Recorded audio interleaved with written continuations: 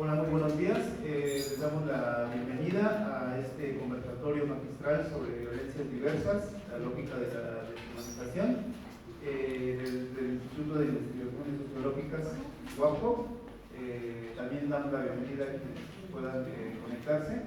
Y por cuestiones de tiempo vamos a tratar nuestros puntos protocolares. Vemos algunos integrantes de acá de la Casa de Estudios que pues ya conocen a parte de esta mesa de presidio, pero vamos a dar la palabra a la doctora Laura Gaitán para que dé la bienvenida a este seminario. Muchísimas gracias.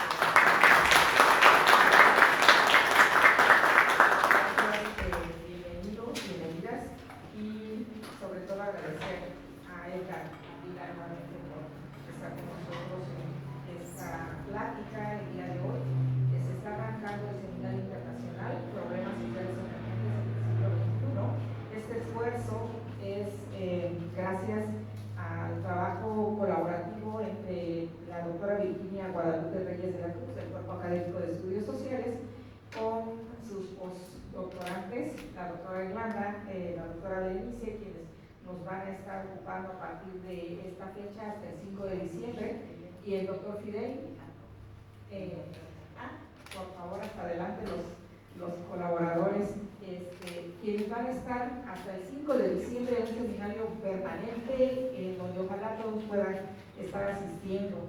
El Seminario Internacional Problemas Sociales Emergentes en el siglo XXI nos va a permitir reflexionar sobre todos estos grandes retos de nuestros tiempos, de los primeros 25 años de este siglo, aspectos como medio ambiente, migración, democracia, economía social, soberanía alimentaria, entre otros de suma importancia, como el que hoy nos trae el doctor Ávila con la conferencia sobre violencia, y que pues todos ustedes van a tener la oportunidad no solo de escuchar, sino también de poder participar.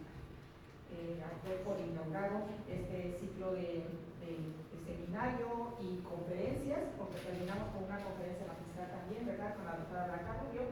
Ustedes van a tener la oportunidad de ir viendo el programa a lo largo de estos meses. Y pues todos bienvenidos, bienvenidas, muchísimas gracias por su asistencia, gracias Edgar nuevamente, gracias Virginia por todo este esfuerzo académico, a los estudiantes de posgrado, a los estudiantes de licenciatura que nos están acompañando, muchísimas gracias. Y arrancamos, por favor.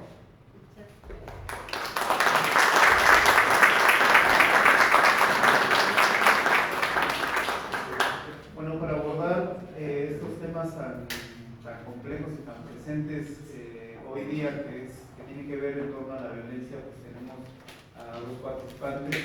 Tenemos el gusto de presentar al profesor Edgar Augusto Ardila Maya. Él es doctor de Derecho egresado del Programa de Estudios Avanzados, Derechos Humanos, de la Universidad Carlos III de Madrid. Es magíster en Filosofía del Derecho, diplomado de Estudios Avanzados, Universidad Carlos III de Madrid, especialista en Derecho Público de la Universidad Nacional Autónoma de Colombia, la Facultad de Derecho, y es abogado de la Universidad Nacional de Colombia. Tiene un amplio currículum que pueden revisar también en redes sociales y en la página web sobre él. Y tenemos también a la doctora Virginia Guadalupe Reyes de la Cruz, que bueno, ella es de la casa, yo creo que la conocen, pero vale la pena pues, reconocer que también ella es doctora en Educación por la Universidad Autónoma del Estado de Morelos, es miembro de SNIT nivel 3, ¿dos? ¿Sí? Miembro de la Academia Mexicana de Ciencias, perfil deseable poder, líder CA consolidado en estudios sociales. Obtuvo el premio Claxo de la quinta edición 2023 del premio Pedro Corch de estudios sobre universidad con temáticas de diálogo interestémico. Bueno, damos la palabra a nuestro invitado especial hoy día para que pues, se presente y también a la doctora.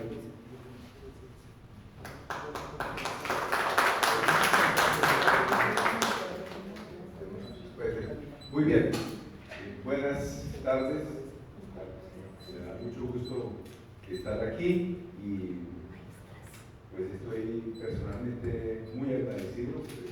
Esta semana ha sido muy intensa en actividades, eventos y también en expresiones de aprecio que valoro muchísimo. En esta ocasión vamos a conversar un poco de la relación que existe entre los procesos de violencia y la deshumanización, que es un fenómeno que desafortunadamente es casi invisible. Quiero comentarles a ustedes que he tenido varias experiencias de estas en primera persona, y les quiero contar que tuve en primera persona. Hace aproximadamente unos 20 años a mí me invitaron a un evento de la Comisión de Naciones Unidas, o Comisión de Derechos Humanos de Naciones Unidas, que iba a sesionar en Ciudad de Guatemala, y pues yo tenía que intervenir en el primer panel, pero resulta que el avión que me llevó hasta Ciudad de Guatemala se demoró, llegué un poco tarde, que yo corrí mucho para tratar de llegar a tiempo, y efectivamente logré que antes de que llegaran mis compañeros de viaje, antes a migración, yo me anticipé y prácticamente quedé primero. Pero mi impulso se agotó inmediatamente, porque vino un funcionario de migración y me sacó de la fila. Pues obviamente el pasaporte ya lo tenían en sus manos, al lado de mi pasaporte. Se fueron acumulando los pasaportes y fueron llegando otras personas, unas 25 personas de ese vuelo que fue muy grande. Fuimos sacados de la fila, y después de que terminaron de hacer todo el proceso migratorio de 250 pasajeros que había en el avión, pues nos llamaron a los 25 que nos habían sacado de la fila para que fuéramos a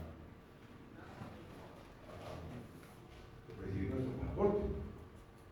Le pregunto al funcionario migratorio que nos sacó: oiga, ¿por qué lo sacó? Yo tengo me están esperando para una conferencia, me están esperando, yo tengo que llegar. Entonces me contestó algo que es absolutamente ilustrativo de nuestro tema. Me dijo: usted es colombiano. Si yo lo dejo pasar a usted primero en la fila, todo el mundo va a quedar con la idea de que este es un país muy inseguro. La única manera que yo tengo de transmitirle a esta gente, a todos los que vienen aquí a Guatemala, de que este es un país seguro, es poniéndole condena a los colombianos. Pues, señoras y señores, esta experiencia pues no es la única que he tenido, la he tenido en otros países. Una vez la tuve en Bruselas, cuando me confundieron. Yo en esa época parecía más, me pensaron que era árabe, y cuando les expliqué que era colombiano, pues empeoró. Pues sencillamente son esas dinámicas de las que nosotros queremos hablar. Y bueno, no creo que vayamos a poder abordar un tema tan absolutamente generalizado en nuestra realidad, tan dolorosamente generalizado, tan oprobiosamente extendido en nuestra realidad latinoamericana. Pero pues voy a intentar de una manera, por supuesto, muy exploratoria, referirme en primer lugar a lo que significan ciertas dinámicas de violencia que se escudan, que se fundamentan en una deshumanización, y cómo las propias dinámicas de deshumanización son generadas por la violencia. Y entonces aquí pues me gustaría mucho que pues, recordarles un personaje infausto que estuvo hace 2 años en los medios de comunicación de todo el mundo, que es Israel Katz. Israel Katz fue el ministro de Defensa de Israel hace 2 años. ¿Cómo puede llamar uno de ministro de Defensa a un personaje como ese? Pero él era el ministro de Defensa. Y él decía que los palestinos son inhumanos, son subhumanos. Y él dice, escasamente tienen una categoría similar a la de las ratas. Decía de manera recurrente. Pues que no sucede, que es el Yoav Galán, pues tiene un discurso parecido y lo sustenta todo el tiempo, señalando que la única manera de que haya paz es eso, la famosa expresión del presidente Trump, de decir, oiga, ya lo que tenemos que hacer es un sitio como la Riviera Maya, pero pues en el Mediterráneo, porque allá ellos no tienen, tenemos que sacarlos de allí. Pero esto nos recuerda con mucha similitud a lo que ocurrió en medio de la expansión del avance del nazismo en Alemania, como a los judíos se les llamaba parásitos, ratas, perros, pulgas. Y una historia más generalizada se hablaba de infestación. Recurrentemente escuchamos esa expresión, que este país está infestado de venezolanos. Hemos escuchado esa expresión recurrentemente. Hemos escuchado también lo que ocurrió con Ruanda, donde a los tutsis, primero los belgas, oigan, esto es muy importante, los belgas primero dijeron que los tutsis eran cucarachas, pero cuando se produce la independencia de Ruanda, en lugar de producirse una dinámica de acercamiento entre los tutsis y los hutus, los hutus desarrollan una expansión de esta lógica de deshumanización que lleva a que todos los tutsis sean considerados cucarachas, pero por supuesto no se lo inventan ellos, pero lo desarrollan. Y precisamente lo que tendríamos que ver nosotros es que en estas dinámicas de violencia, pues, por supuesto estamos hablando de fenómenos de violencia directa sumamente generalizada, pero lo que tenemos que señalar es que esa dinámica no se produce de un momento a otro, sino que es gradual, va apareciendo, se va desarrollando. Pues si pensamos nosotros lo que significó la conquista de América, nosotros nos encontramos que en aproximadamente 30 años, pasamos los pobladores de este territorio el ser seres excepcionales, seres pacíficos, seres que le transmitían un nuevo mensaje a la humanidad, que es un poco lo que aparece en las crónicas de Indias, y poco a poco, cosa de 30 años, pasamos a desconocer, a ser desconocidos en nuestra humanidad. No somos humanos, no tenemos alma, etc. Pues aquí en el diálogo de Valladolid, y allí en el diálogo de Valladolid se impone la teoría de que sí somos humanos, solo que inferiores. Y somos inferiores porque nos falta la capacidad de comunicarnos, que es lo que plantea Francisco de Vitoria, que finalmente se impone dentro de esa lógica, pero por supuesto que es un mensaje sumamente reducido. La gran mayoría de los conquistadores nos trataron como inferiores. Digo, nos trataron porque sabemos nosotros que somos hijos de unos y otros. Pues casi todos los que estamos aquí, estoy seguro, tenemos apellidos españoles. Casi todos. Pero eso no significa que no seamos. Tenemos algo de eso. Pero no es que seamos propiamente españoles. Y de eso tenemos que hablar, porque ahí hay una dinámica de violencia sumamente profundas, de las cuales no quiero evadir. Digamos, ¿cuál es el tipo de efecto, cuál es el tipo de dinámicas que se producen en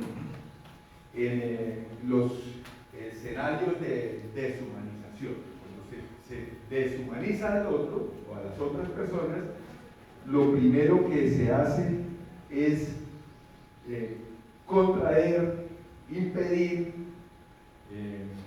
reducir al menos el acceso a los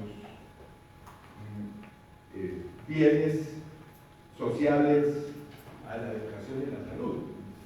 Pensemos lo que significa hoy el caso de Turquía, de los turcos en Alemania. Después de la Primera Guerra Mundial, que Turquía perdió la guerra, muy buena parte de los turcos, el Imperio Otomano perdió la guerra, muy buena parte de los turcos se desplazaron a Alemania.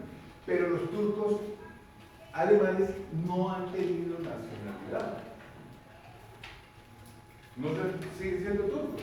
A pesar de que son hijos, nietos, siguen siendo turcos.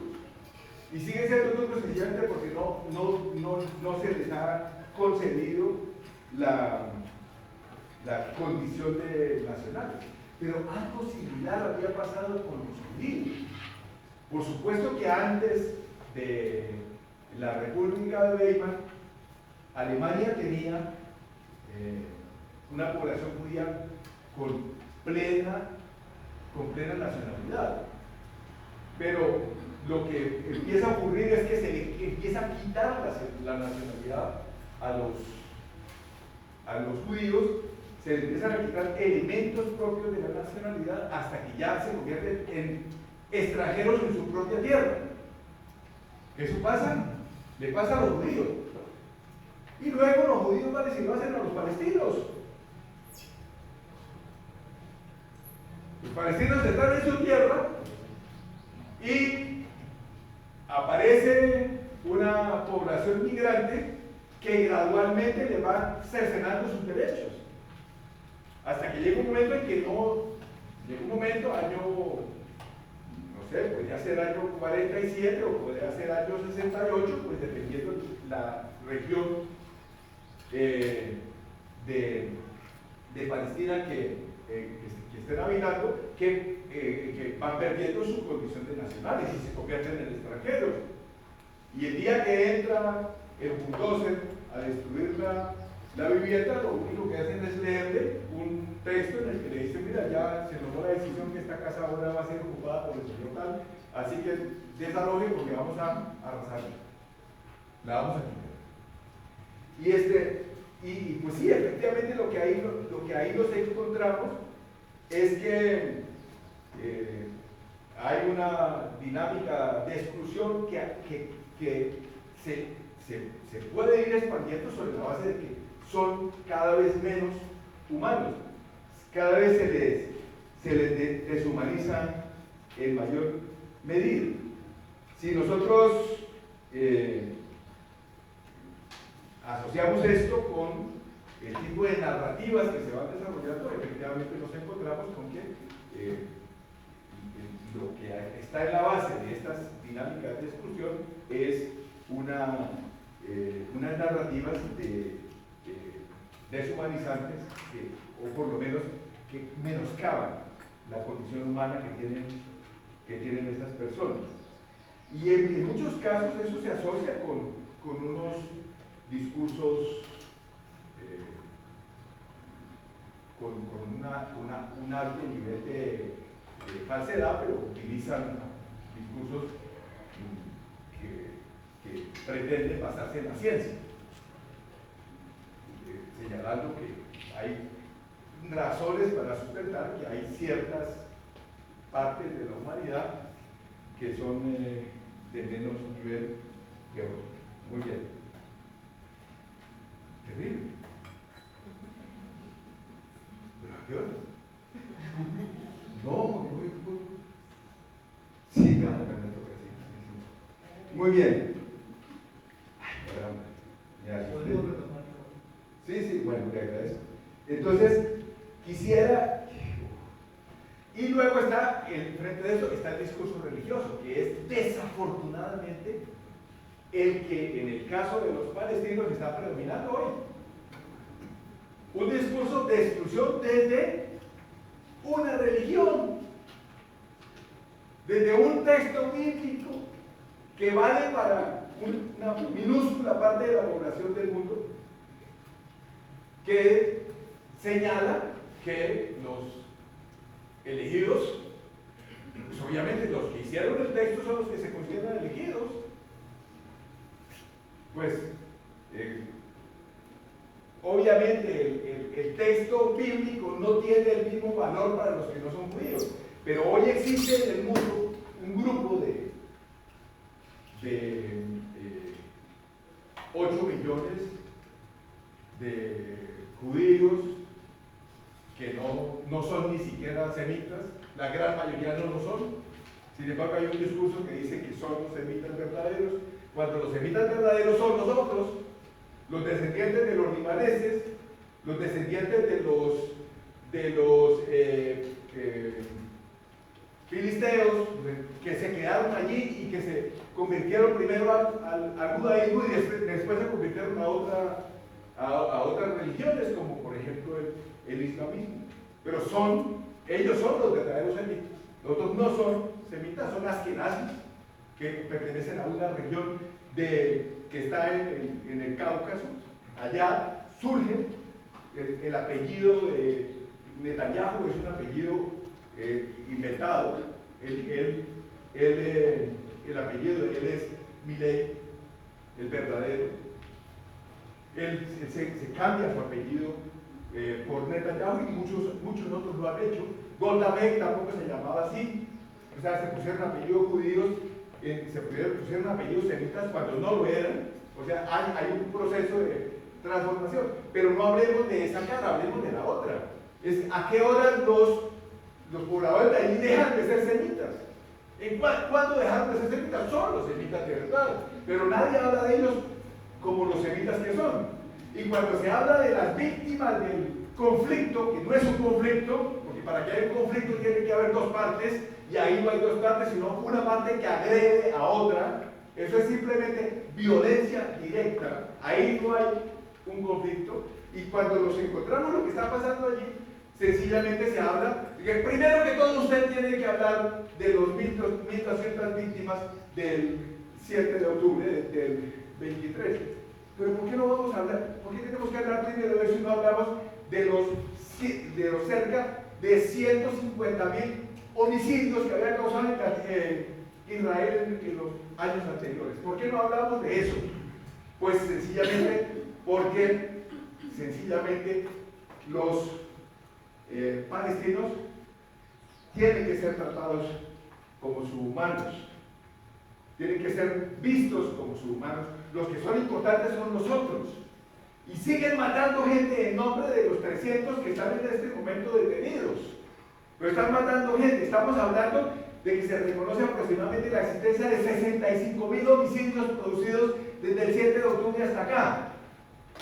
65.000 homicidios. Sin embargo, se sigue hablando de los 300 que están supuestamente en los túneles, que están debajo de los hospitales, debajo de las escuelas, debajo de los refugios, para poder bombardearlos. Por supuesto, porque no nos importa esos seres humanos.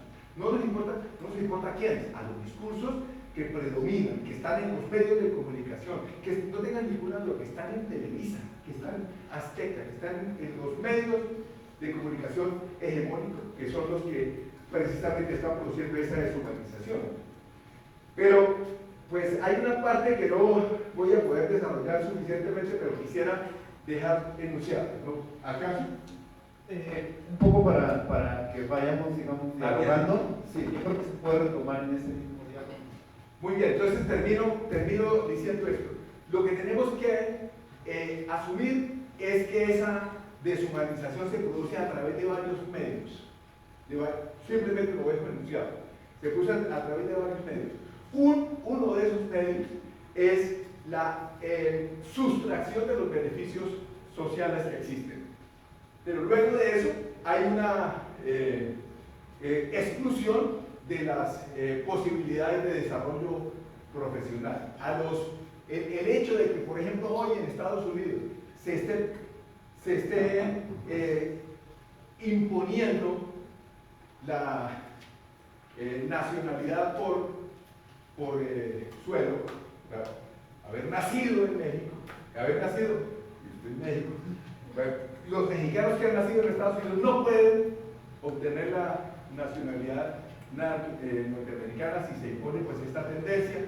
Es ir quitándole posibilidades, esa es una forma de deshumanizar. Pero luego está la que tiene que ver, la más importante, la más profunda, que es la que se hace a través de los mecanismos ideológicos. Es estar generando un discurso constante acerca de que los actos criminales, las conductas más bárbaras, las costumbres más inaceptables para la sociedad occidental es producido por ciertos tipos de actores, y a esos actores se les debe tratar menos que humanos. Por tanto, debe haber violencia contra ellos. Y luego pues hablaré de eso. Muchas gracias. Volveremos con el doctor. Y bueno, como es un conversatorio, entonces lo que pretendemos aquí pues es que haya un diálogo de ida y vuelta, lo mismo también con los presentes, habrá un momento de preguntas. Y bueno, aquí cabe resaltar que el tema tiene que ver con violencia.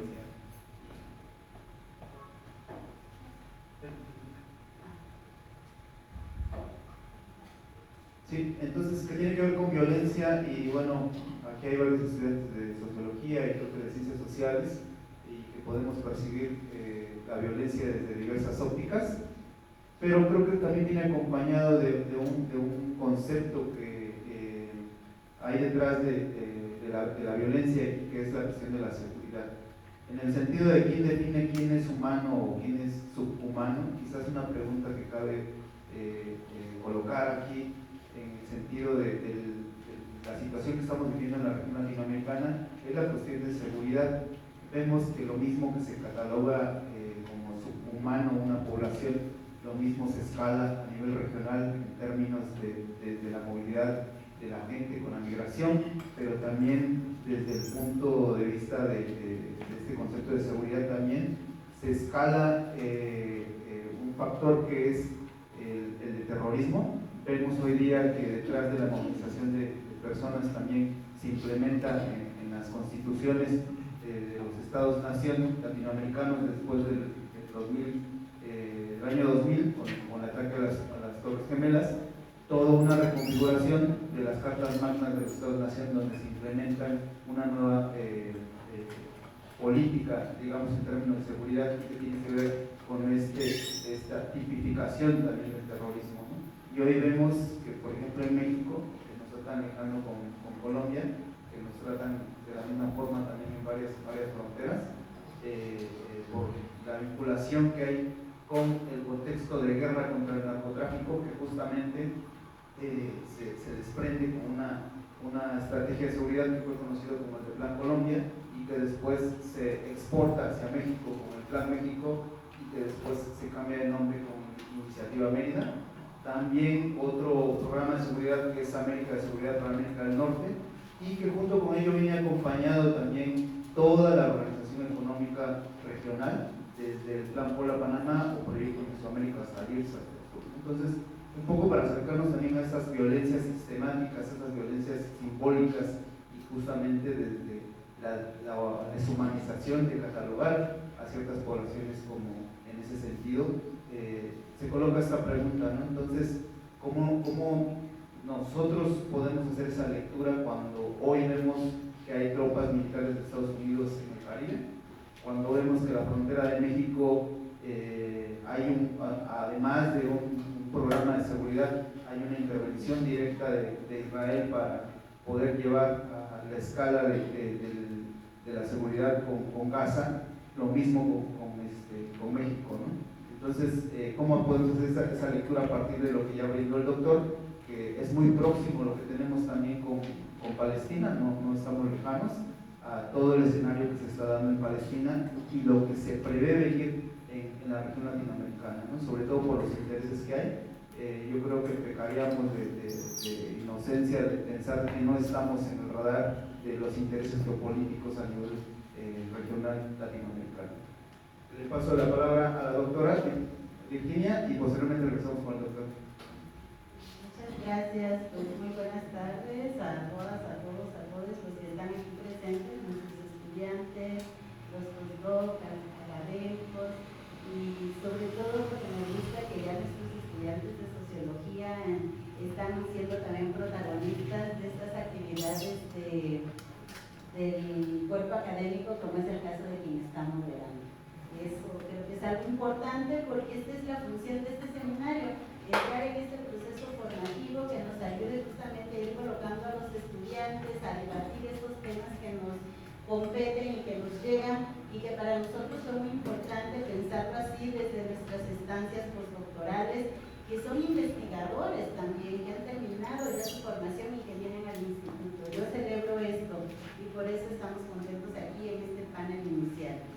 La dinámica pues era que cada quien presentara algo, ¿no? Para poder dialogar, tener un piso firme y empezar este diálogo con ustedes y también con quienes nos están viendo en las redes sociales. Nos da muchísimo gusto que tenemos inscritos para este seminario de la Universidad Autónoma de Puebla, del Tecnológico de Oaxaca, de asociaciones de la sociedad civil, de UPN, de la Universidad La Salle, de la Escuela Nacional de Antropología e Historia. Saludos a todos a través de las redes sociales.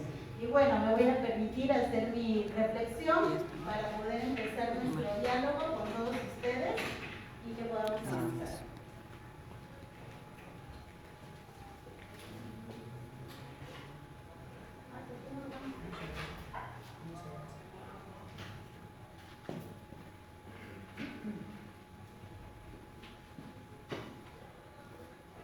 Vamos a tener también una sesión de guía y tecnología. Ahí estamos. Bueno, una de las cuestiones que hemos estado haciendo y que este seminario también nos va a permitir reflexionar es que estamos pensando también construir dentro de nuestra línea de generación de conocimiento un programa de doctorado también en el instituto, ¿no? Y por eso está el doctor Ardila. Toda esta semana hemos tenido actividades intensas en seminarios, en talleres, hemos estado trabajando también en conferencias, hoy venimos aquí en este seminario y es un proceso también para nosotros de diálogo. Y bueno, yo quiero hablar desde México, no tengo que ir hasta Gaza, no tengo que ir hasta otros países, y en México estamos viviendo una violencia profunda, puedo decir, ¿no? Entonces, en este sentido, y también quiero reconocer el trabajo de dos chicos que vienen del programa Mi Primera Chamba del Gobierno del Estado, con quienes hemos estado trabajando también en el instituto. Somos un equipo diverso, somos un equipo que quiere sumar y buscar propuestas, ¿no? Y eso es parte de lo que nos planteamos aquí. Y una de las cuestiones importantes aquí, como ya lo decía Gualberto, es que en México hemos estado viviendo una ola de violencias que no empezaron ayer, sino que ustedes pueden ver, tenemos aquí, ¿no? Desde la Revolución Mexicana, en 1910, la mayor violencia, ¿no? Por querer transformar esos entornos, por querer generar un país con una estructura, etcétera. Y bueno, como decía aquí también Edgar en su presentación, estos procesos de colonización que nos llevaron a violencias y a la negación de ese voto, ¿no? Luego tenemos que en 1960, 1990 en México, por ejemplo, México hay un aumento en esto de los cárteles de la droga, ¿no? Y aquí, por ejemplo, vamos a empezar a ver una serie de acciones vinculadas a violencias ya en los territorios.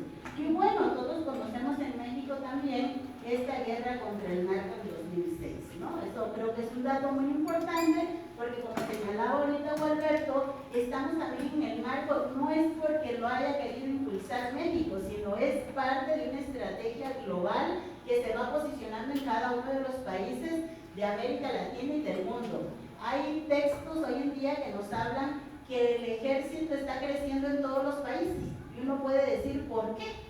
¿A qué se debe la militarización de estos países? Y en los europeos es interesante también cómo se está presentando. También esta cuestión de los conflictos, ¿no?, que se han estado dando en esta historia global, las políticas regulatorias de la droga, ¿no?, la ubicación de estrategias de regiones en Latinoamérica, todos estos corredores que se van haciendo que traen aparejados procesos de violencia. Y hoy, por ejemplo, ahorita se hablaba de la migración, que es un tema que hemos trabajado mucho en este cuerpo académico y que hemos visto todo el proceso que se da de violencia a estas personas que no son tratadas como personas, sino son tratadas como mercancías.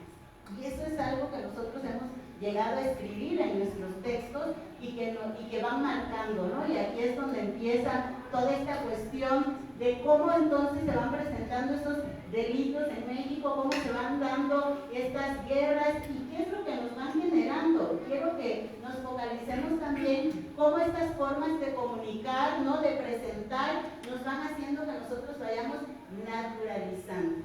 Y eso es algo importante que hemos estado viendo nosotros, ¿no? Cómo a veces vamos generando un lenguaje no solo ya de nuestras generaciones, sino de las nuevas generaciones. La violencia está hasta en los juegos animados, las caricaturas, cómo han cambiado, los programas que estamos viendo, qué están viendo los niños, cómo se están formando, desde dónde se están formando, qué estamos comunicando. Bueno, nosotros estamos preocupados por el sur-sureste. ¿Qué está pasando en el sur-sureste de México? Porque es ahí donde vamos nosotros a querer accionar en un momento. Entonces estamos viendo que en México hemos empezado a ver una serie de desapariciones y aquí vienen los datos, ¿no? Hemos estado viendo también una serie de homicidios, ¿no?, que se están presentando y en el 2025, por ejemplo, llevamos hasta ahora 7.545 asesinatos. Y algo importante, diario, estamos viendo que son 62.8 casos cada día. ¿Qué quiere decir esto? Que cada día la violencia va creciendo más.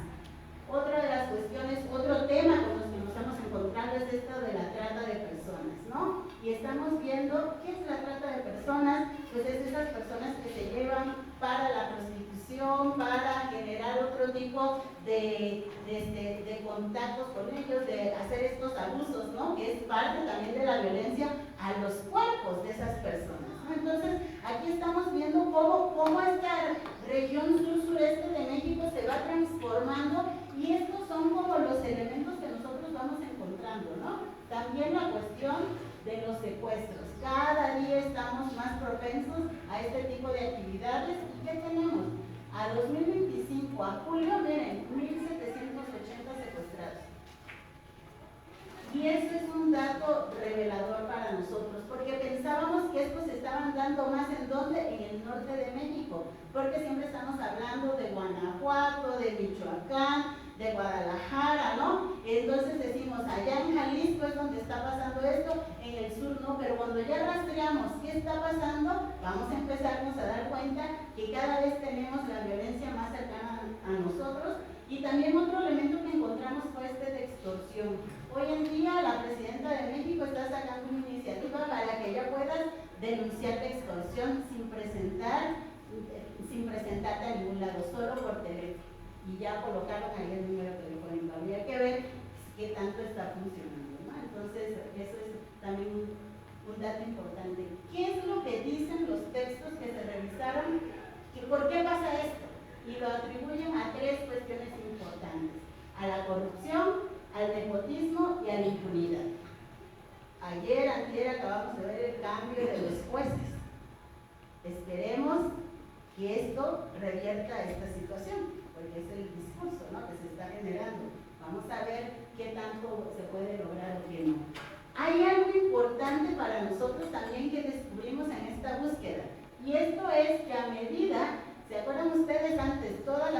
norte del país era la más desarrollada. ¿Y qué dice nuestro expresidente Andrés Manuel López Obrador? Vamos a darle desarrollo al sur-sureste de México, vamos a colocar y vamos a leernos desde el sur. ¿Y qué es lo que empezamos a notar que empieza a acontecer? Cuando se hace la mirada del desarrollo hacia estos lugares y que empiezan a trabajarse estos tres grandes megaproyectos como es el Tren Maya, el Corredor Interoceánico y la refinería de Dos Bocas, empezamos a ver que la violencia empieza a mirar hacia el sur también de México. Y entonces nos empezamos a encontrar estas expresiones de violencia.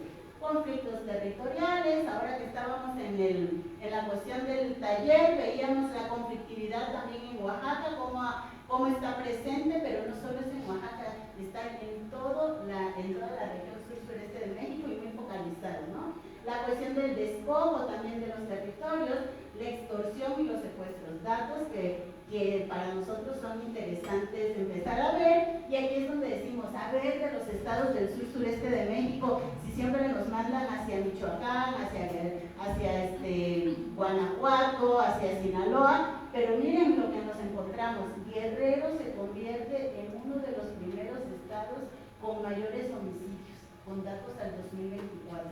Le sigue un estado que para nosotros es muy tranquilo, ¿no? Es Puebla. Puebla aparece a partir de estos datos y luego tenemos a Veracruz. Bueno, y entonces empezamos a ver aquí que ya entre la diferencia entre Veracruz, Quintana Roo, Oaxaca, ya no están como estos, pero están ahí, están presentes, ¿no? Y esos son los estados. Bueno, algo importante también aquí para nosotros es empezar a ver, bueno, ¿y a quiénes son a los que más están matando? Y vemos que son a los hombres. Estos datos para nosotros también son muy reveladores. ¿Por qué? Porque hemos estado hablando que en Oaxaca también, bueno, tiene que ver cómo se construye el dato. Los feminicidios de aquí no los tenemos registrados, pero valdría la pena ver cómo se están registrando y hasta dónde, ¿no? Otra de las expresiones de violencia que decíamos son estas desapariciones, y aquí tenemos el número de personas desaparecidas.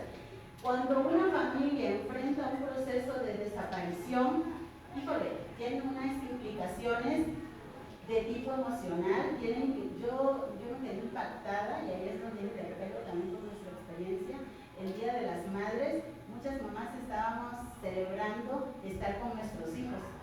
Y ese mismo día había marchas aquí en Oaxaca por todas las madres que tienen hijos desaparecidos. Entonces, eso es muy violento, pues, o sea, eso es algo que daña no solo a la persona que se fue, sino a todo el núcleo familiar. Y algo importante es que cuando se presentan todas estas cuestiones de violencia también van dañando a la misma comunidad, ¿no? Bueno, y estas desapariciones aquí vamos a ver que empieza a cambiar. Entonces tenemos a Veracruz y empieza a emerger Tabasco. Tabasco, uno de los estados que ha sido afectado desde el 2007, Tabasco con la inundación empezó a caer en su índice de desarrollo humano.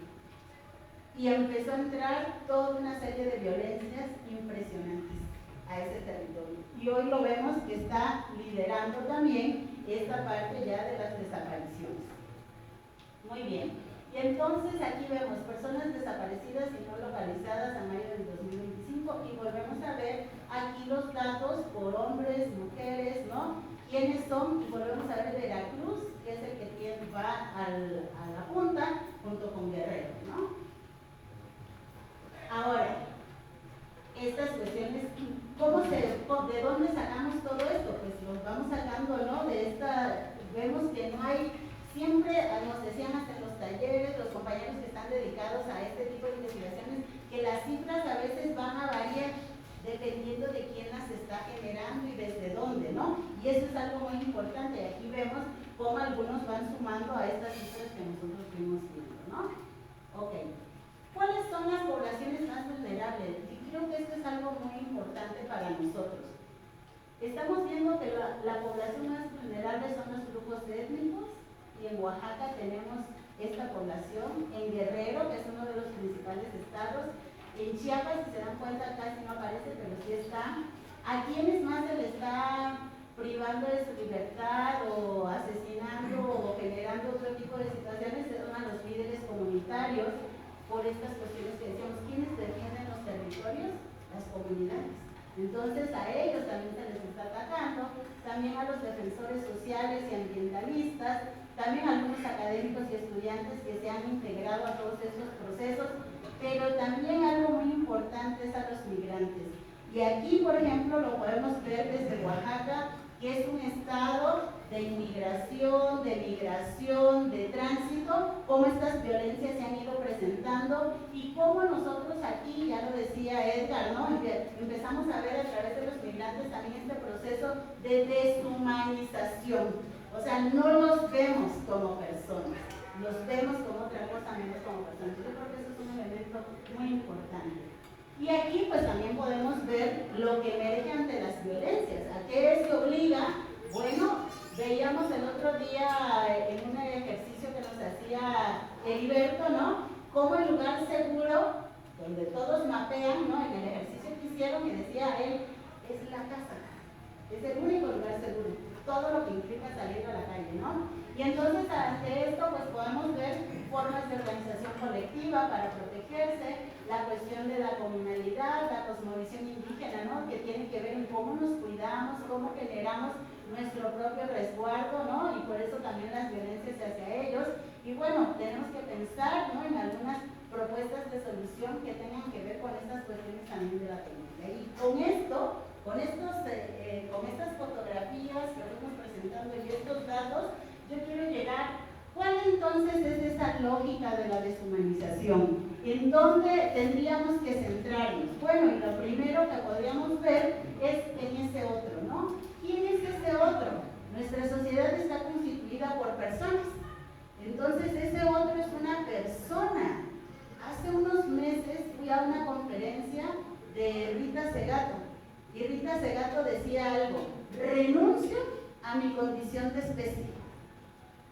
Y cuando todos nos quedamos viendo, renuncia a su condición de especie, dice sí, porque nos hemos deshumanizado, porque nos hemos convertido peor que los animales, porque nos estamos destruyendo, nos estamos matando, estamos generando una serie de situaciones que está generando mucha violencia. Y entonces, esta cuestión de la humanidad, ¿dónde queda?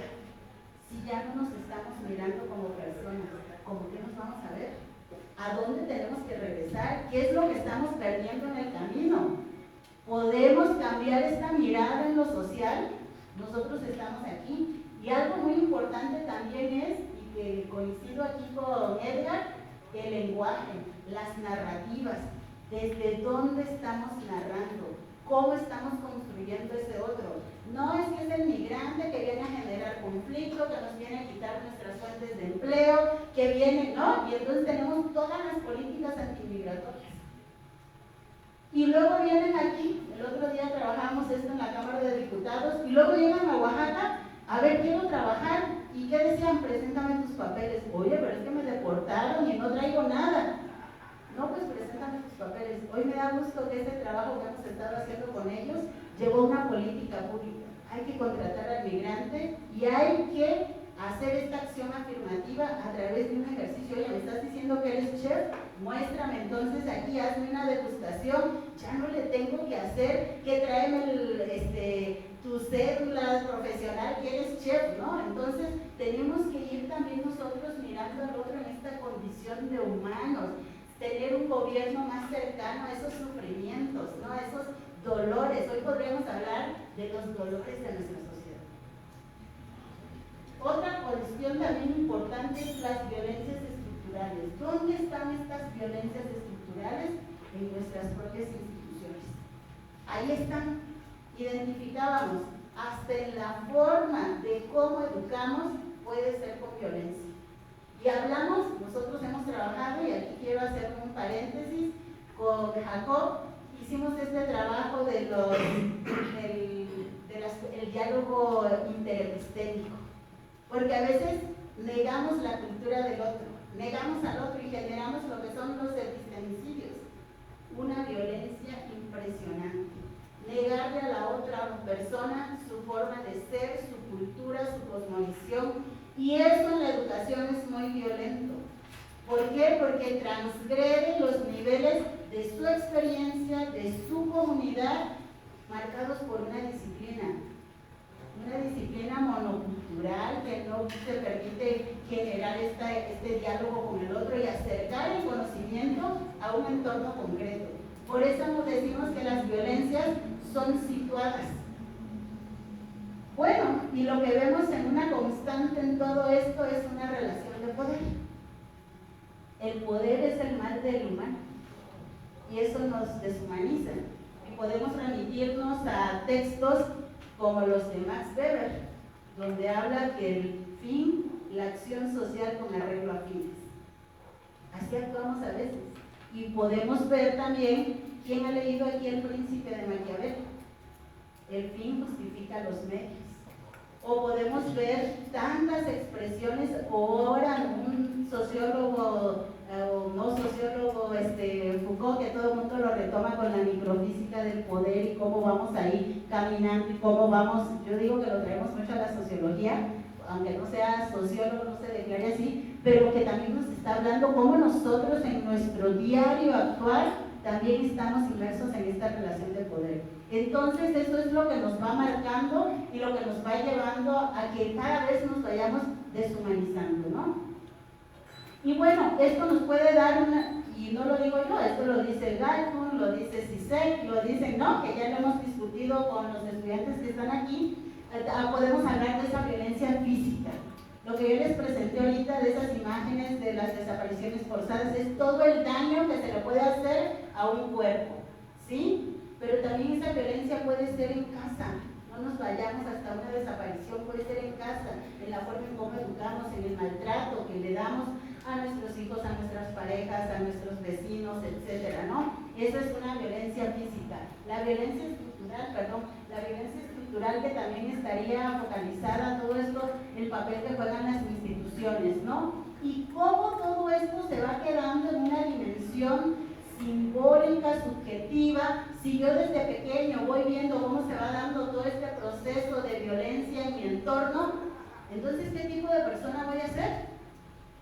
Violenta, porque es lo que estoy conociendo, es la única forma. Entonces hay que hacer como estas rupturas para generar otro tipo de procesos, pero eso es un trabajo interesante y amplio. ¿Cómo lo hacemos? Colombia, y ahí es donde yo quisiera dialogar un poco más, ¿no? Que han impulsado todos estos procesos de cómo generar un tipo de justicia, ¿no? Cómo también entrar en una fase de perdón. Y entonces dices, voy a perdonar a alguien que me violentó. Sí fue cruel conmigo, ¿no?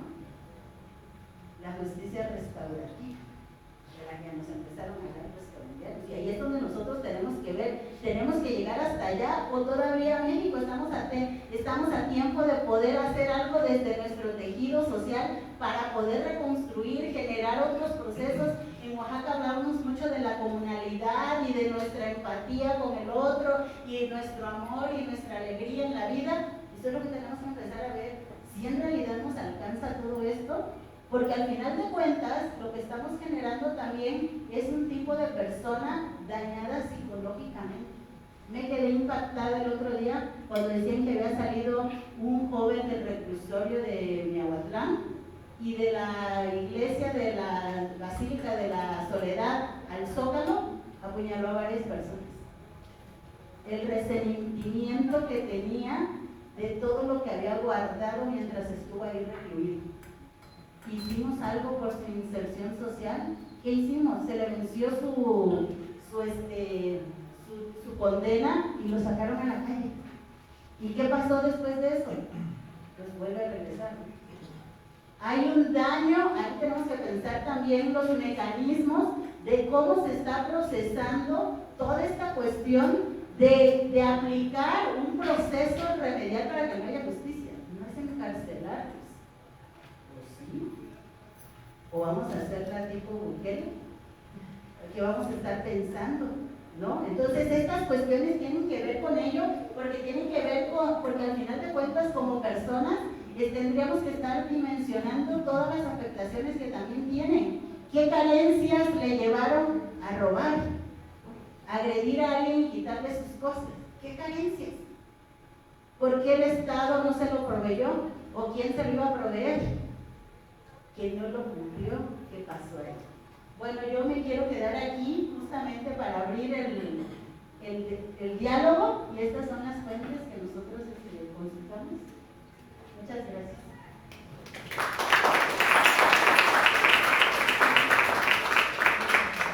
Hay varios elementos aquí que se pueden recuperar, que coloca el doctor, la doctora. Yo creo que se arrancó con un contexto a nivel global, que yo creo que es súper importante no perder de vista la cuestión global y lo regional y lo local, ¿no? O sea, no podemos hacer un análisis, yo creo que sin hacer este tipo de conexiones que acaban de hacer los doctores.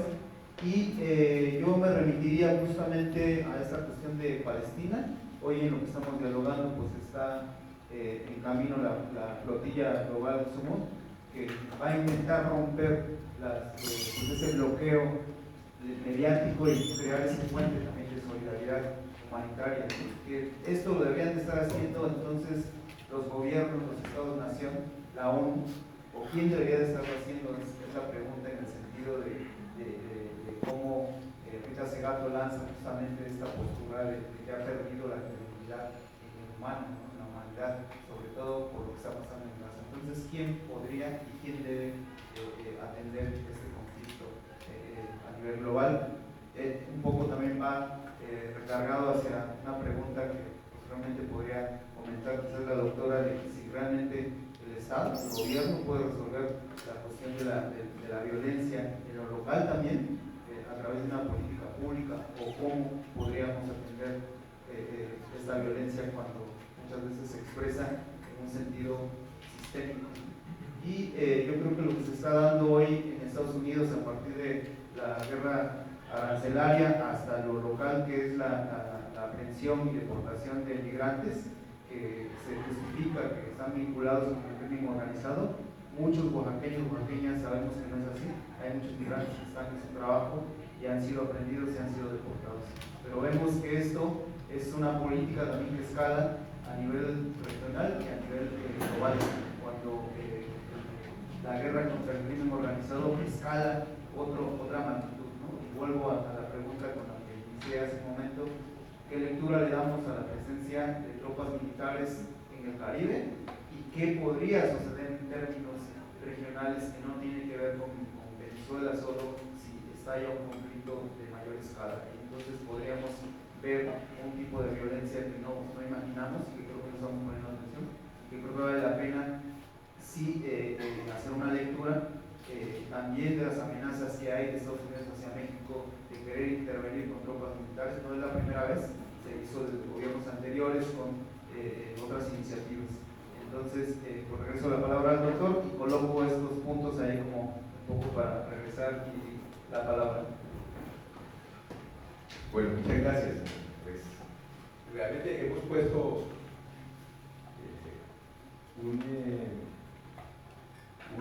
los puntos sobre la CIE, sobre varios problemas que nos mueven como comunidad.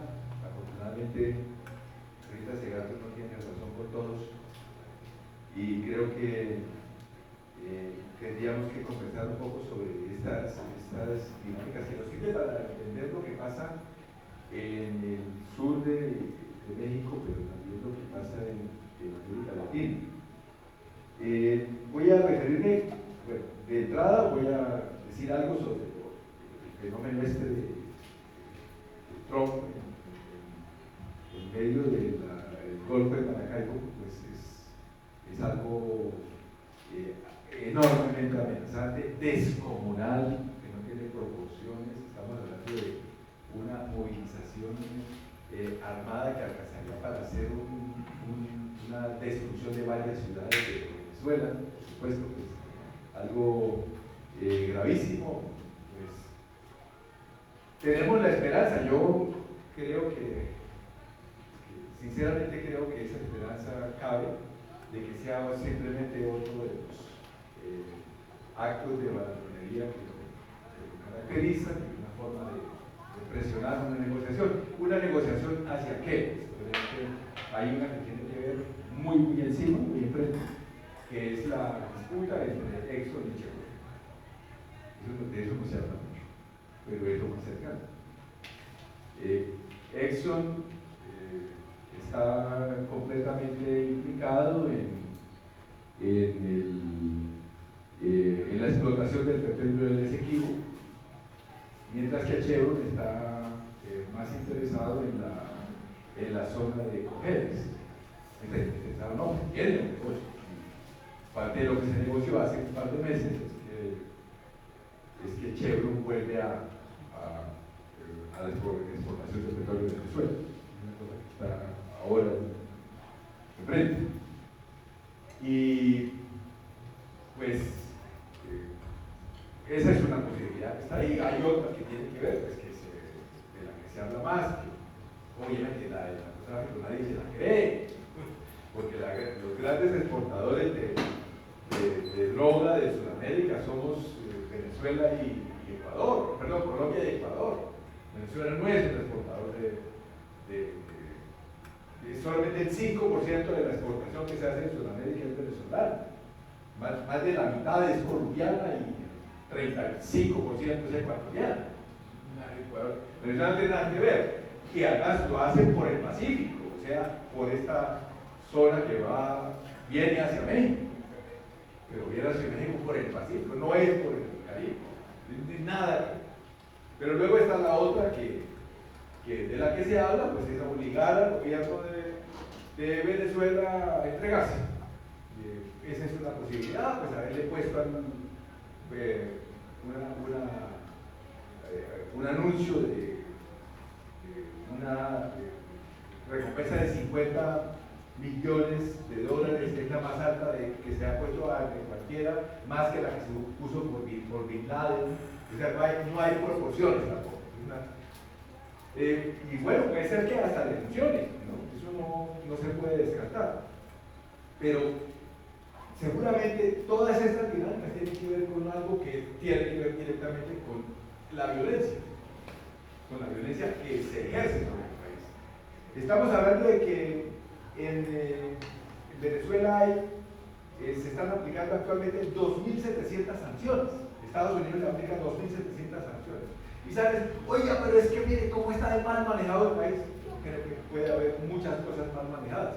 Pero es que uno no puede decir que alguien está manejando mal el país cuando no se le da trabajo, cuando no se le da la posibilidad de comprar y vender las cosas que produce, cuando sencillamente se le está persiguiendo por cada cosa que hace. Pues obviamente puede ser que esté mal manejado, pero pues eso pasa a un quinto lugar. Cuando lo primero es que este es un país altamente sancionado. Y eso pues produce una exclusión de la población. Se habla de que Venezuela ha expulsado cerca de entre 7 y 8 millones.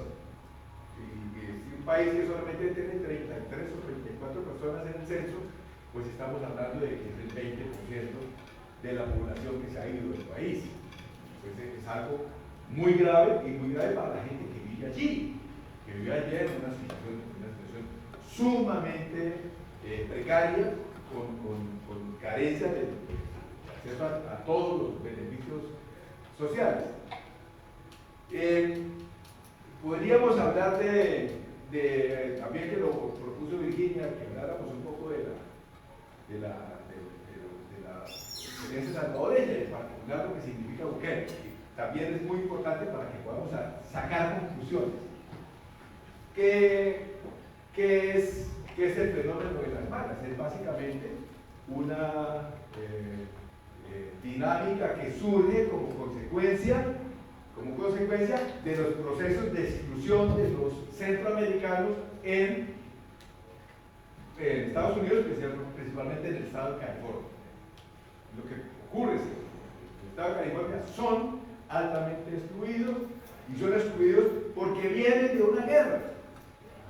Los salvadoreños fueron y los guatemaltecos también, fueron a Norteamérica en medio de la guerra, huyendo de la guerra. Llegaron allá y ellos pues, no tuvieron la posibilidad de consolidarse dentro del territorio como si lo había hecho, como lo ha hecho México durante mucho tiempo. Ellos no tuvieron esa posibilidad y rápidamente degeneraron en bandas de extorsionistas. que es distinto la banda extorsionista de la banda de narcotraficantes.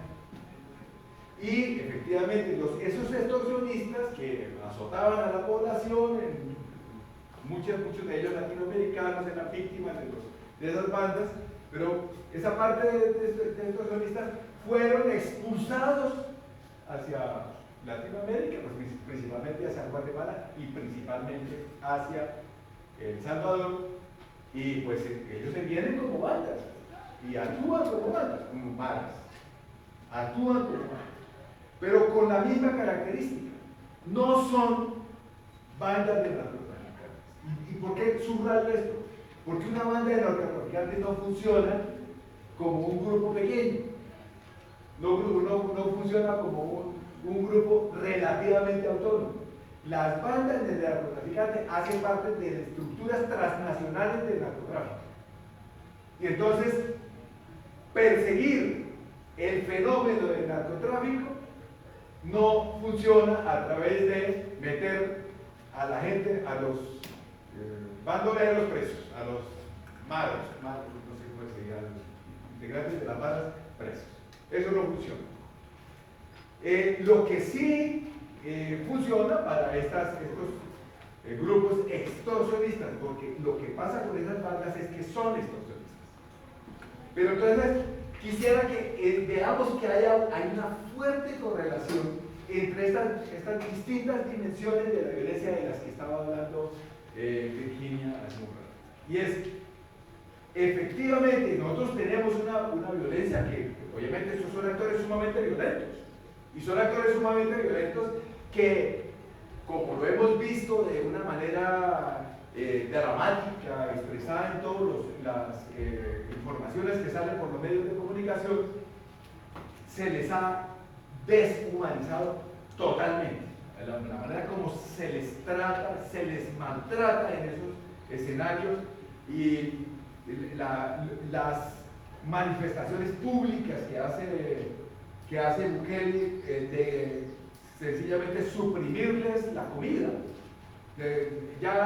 Entonces les estábamos dando lentejas, pues no les vamos a dar lentejas durante los próximos 15 días. Decisión, sencillamente, y eso no le molesta a nadie porque se asume que son gente malvada, que tiene que ser tratada como malvados. Y efectivamente son personas que, si entendemos el proceso como se ha dado, son básicamente víctimas. Personas que fueron victimizadas por el conflicto armado en Centroamérica y después fueron victimizados en Norteamérica y fueron desplazados otra vez a El Salvador y son víctimas. Ah, no, pero son victimarios, ¿verdad? Es que eso no es tan fácil decir uno que este es solamente victimario, este es solamente víctima. Siempre hay un ciclo y hay una conexión a través de lo que la OCISEC llama las distintas formas de violencia. La violencia sistémica es la que no vemos, pero es muy fuerte, es muy importante. Permítame que les dé algunos datos de Colombia. En Colombia tenemos perdón, este dato es impresionante. Nosotros tenemos en Colombia 8,5 millones de desplazados por el conflicto armado interno. Y tenemos 4 millones de venezolanos desplazados por el conflicto internacional. O sea, tenemos 12,5 millones y Colombia tiene 52 millones de personas en su censo. Estamos hablando de una población gigantesca que está siendo desplazada por razones de violencia estructural. Pero eso no es, entonces, ¿qué pasa con estos desplazados? Son personas que viven en su tierra, muchas de ellas tienen su propio pedazo de tierra, y de un día a otro dejaron de ser propietarios y se convirtieron en personas que viven de los pocos beneficios que ofrece el Estado para los desplazados. Y entonces hay una reacción. Tenemos que, esa gente son unos acomodados, no viven sino de los demás. son personas que no les gusta trabajar. Y claro, por supuesto, lo que están recibiendo es irrisorio de parte de las ciudades del Estado, y muchos de ellos, principalmente la segunda generación. O sea, viene una generación de personas adultas y algunas personas infantiles que en cosa de 8 o 10 años ya son adolescentes y entran en el mundo de la violencia directa. Se vuelven delincuentes, personas que cometen delitos. Y pues es facilísimo, sencillamente, entonces vamos a traernos a Bukele para que haya gobierno. No, Bukele no puede hacer nada en Colombia, porque en Colombia las bandas son principalmente de narcotráfico, estructuras transnacionales. No se puede meter a la cárcel a un capo, entre otras cosas, porque los capos hacen parte de la propia estructura de poder. No se le puede movilizar y no se puede lograr que estos actores efectivamente sean encarcelados. Pero yo quisiera señalarles a ustedes, hay otro dato que es importante. Al empezar el gobierno actual, que está ya terminando de Gustavo Petro, en Colombia había 12,5 millones de personas que estaban bajo la línea de pobreza. Esta es una situación de violencia estructural, de violencia sistémica sumamente elocuente de lo que pasa en nuestro país. Y este grupo de personas son víctimas de la violencia en Colombia. Pero si nosotros decimos que tenemos 12,5 millones de personas que viven en esta situación de violencia, pues si comparamos con los datos, Colombia es uno de los países que tiene más violencia directa en América Latina. Nosotros tenemos en Colombia actualmente 28.000 homicidios al año. ¿Pero qué son 28.000 homicidios frente a 12,5 millones de personas que están en la pobreza absoluta? Que no tienen acceso a la comida, que no tienen acceso a la habitación. Muchos de ellos viviendo en una situación de exclusión constante y estructural. No tienen acceso a la educación, no tienen acceso a la salud. Por supuesto que ahí tenemos una altísima parte de la población que es víctima. Y luego, permítanme que les diga algo más asociado con la primera idea que di sobre la criminalidad. El racismo, que se está incrementando de una manera superlativa en el gobierno. ¿Racismo qué? El racismo es el argumento de que los blancos son mejores, de que los europeos son mejores, pues finalmente conduce a que nosotros seamos peores. Es inevitable. El racismo que nosotros vivimos en América Latina nos victimiza a todos. A todos. Ustedes, seguramente, la mayoría de los aquí presentes han leído el aporte que ha hecho a este tema Aníbal Quijano, al tema del racismo. El racismo en América Latina es el peor. Es el peor. Antes de Quijano quiero comentarles. En el año 94, estaban haciendo la Constitución Suramericana y fueron a Colombia, vinieron a América Latina unos intelectuales muy prestigiosos de la Universidad de Johannesburgo que querían recoger elementos sobre cómo se veía el racismo en otras culturas. Y nos dijo, ya tengo que cómo se vivía en otras culturas. Y llegaron, y una cosa que nos dijo, voy a estar el nombre del profesor, es que hay Marco de la Universidad de Johannesburgo dice, es el peor racismo que hemos visto nosotros. Oye, ustedes vienen de Sudáfrica, están saliendo de la apartheid. El peor racismo que hemos visto nosotros es el peruano, porque en Perú la gente se discrimina a sí misma. En Sudáfrica nosotros no nos discriminamos a nosotros mismos. Nosotros no tratamos a los otros de nuestra misma condición, no nos tratamos como inferiores. Nosotros sabemos que los blancos nos tratan como inferiores, pero nosotros no. Los latinoamericanos tenemos una violencia sistémica tan profunda que no tenemos ninguna capacidad crítica para reconocer que el racismo gigantesco que vivimos es que nosotros desconocemos lo que somos. Y entonces, como yo soy ardila y abayo, entonces yo creo que no soy indígena. Y lo que dice Aníbal Quijano es que el problema que tenemos los latinoamericanos es que nos miramos en el espejo y no vemos nuestra condición integralmente, solamente vemos el pedacito europeo que tenemos. Lo demás lo desconocemos y cuando interactuamos con otra persona estamos tratando de ver qué tan inferior es la otra persona. ¿Qué tan inferior? Y si es inferior, sencillamente es qué tan animales. Porque nosotros sabemos que son medio animales, pero hay otros que son más animales que nosotros. Finalmente somos violentos con nosotros mismos. Consideramos correcto que a una persona por ser blanca se le dé mejor trato. Una persona por ser europea se le dé mejor trato.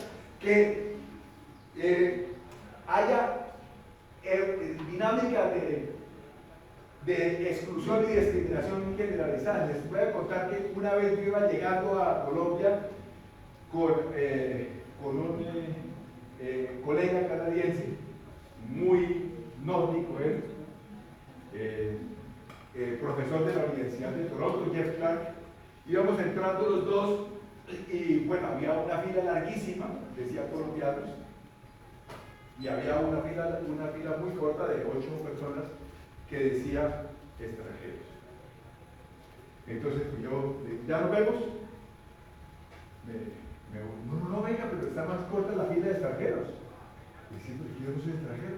Y dice, sí, pero si usted puede entrar, pues puede entrar por la de los extranjeros, que pues lógicamente los extranjeros tienen menos derechos que ustedes. Digo, no, en Colombia no.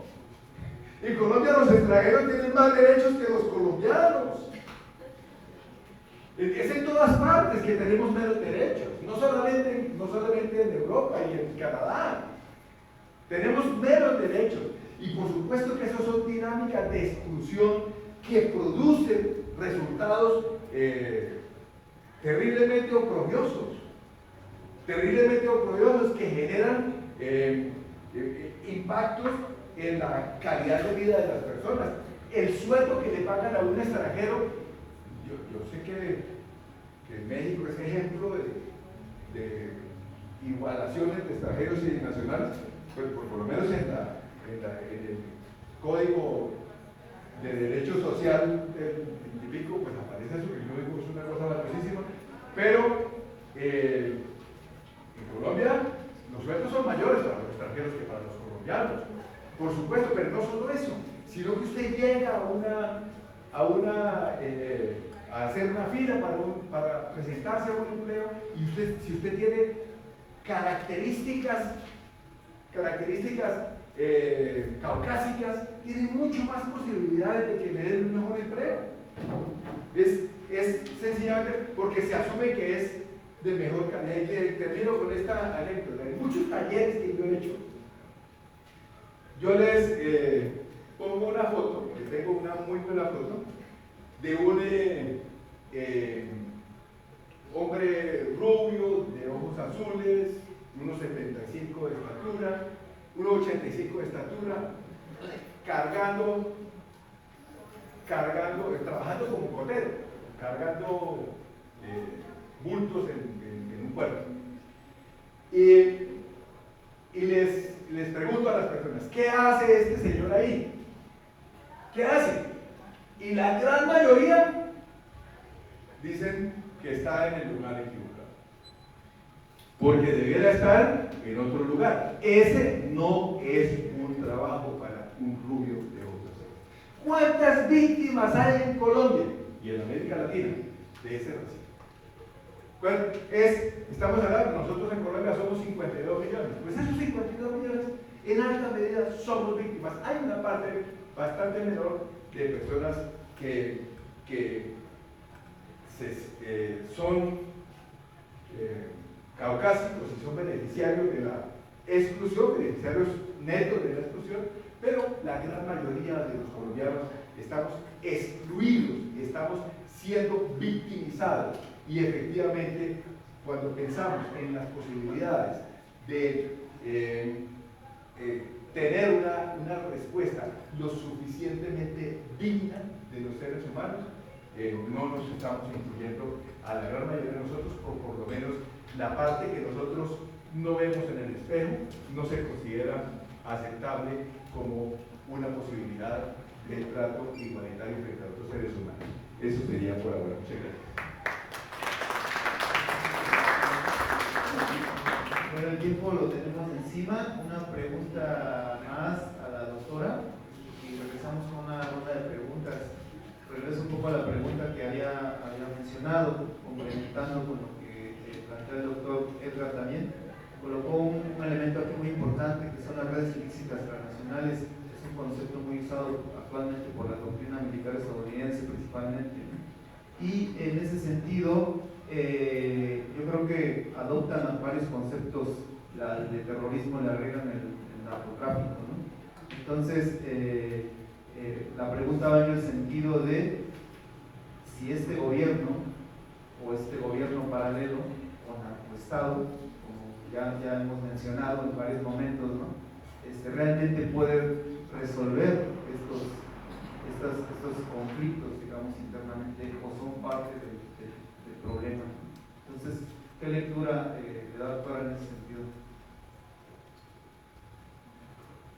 Bueno, es una preguntota. Bueno, yo quiero abonar un poquito a esta cuestión de lo que planteaba antes Artida para responder. Este problema de las violencias, como hemos dicho, es estructural, es cultural, es simbólico, ¿no? Lo cual nos implica que no solamente debe de venir de un lado, ¿no? La respuesta, las acciones tienen que ser también de manera integral, ¿no? Y ahorita nada más pensando en esto que decía Aquila cuando hablaba de la amiga Quijano, yo pienso en don Pablo González Casanova, un mexicano muy brillante en nuestra academia, que habló del colonialismo interno. No necesitamos al extranjero que nos venga a maltratar, nosotros mismos lo reproducimos a cada rato. En Estados Unidos, los mexicanos le temen a un jefe mexicano. Y entonces yo me preguntaba el otro día, esto es perverso, ¿por qué una empresa le pone a un grupo de mexicanos otro jefe mexicano? Porque él mismo es el que los va a conocer.